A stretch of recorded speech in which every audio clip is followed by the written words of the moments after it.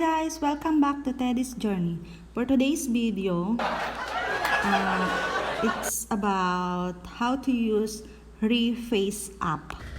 I hope you like it. Thanks for watching.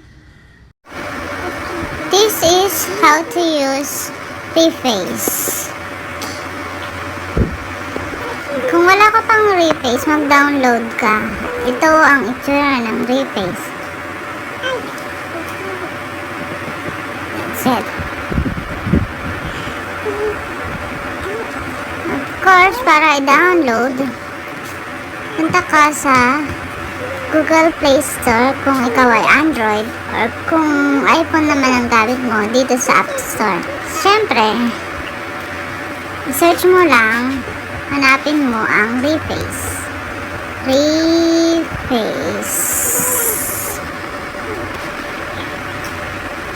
This one. Ito siya. Since na-download ko na siya, open ko na lang siya. Click open. Then, again, I'm here now. Ngayon, makikita mo dyan, maraming featured video na pwede mong palitan ng face mo. Paano ba mag-add ng picture? Punta ka dito sa tao, sa profile mo. Dito sa may sign ng tao. Click here and you click this add, this button. Pwede kang gumamit ng camera para mag-add ka ng faces dyan, or pwede rin naman mag-search ka dito sa mga photos mo. Okay, since meron na ako, ito, yan. So, pwede mo i-delete, of course, kapag ayaw mo na, no? So, since I have here na, yan na yung gagamitin. So, balik ka. And for example, ito, gusto mo. O kaya, ito. Try mo to.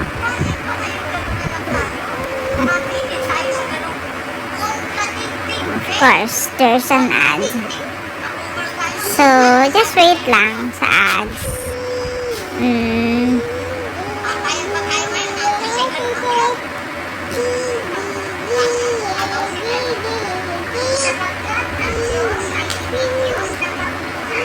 So, matagal yung ads, no?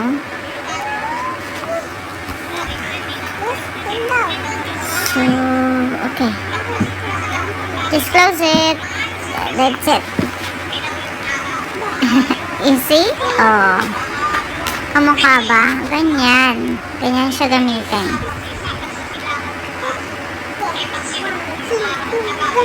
So, yan. Pwede ka mag-choose dyan ng mga kung anong gusto mo. Then you can download it. Yan. This one. There's a download button here sa baba. Save photos. This one. You can share it to Instagram, message, more like that. Copy, save video, and save the file.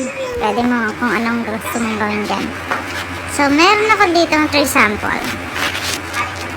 This.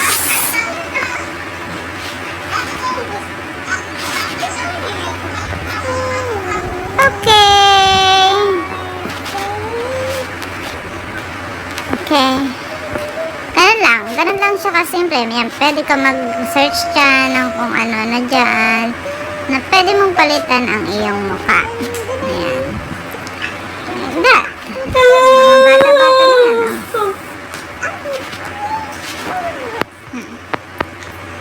Yan. Yan. Yan. You can change the face. Lahat yan. Pwede.